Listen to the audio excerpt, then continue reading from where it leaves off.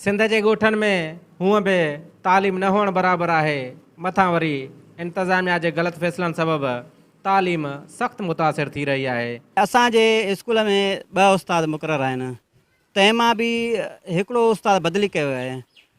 हाणे हिकिड़े उस्ताद 150 ॿारनि खे कीअं पढ़ाए सघंदो?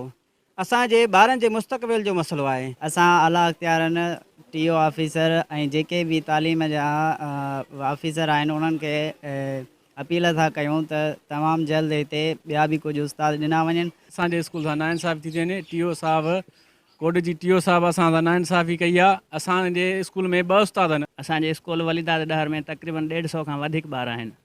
असांखे 2 उस्तादनि ॿियनि जी ज़रूरत आहे। असां अफ़सरान खे चयो बि आहे असांखे उस्ताद ॾिनो वञे।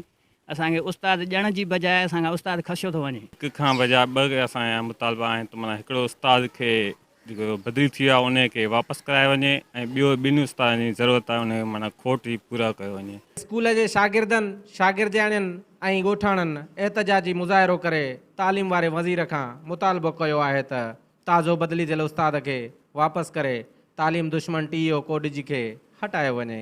कैमरामैन शाहिद जाफ़री सां गॾु Amjad Tawari, Sun TV news, Bozdar वॾा।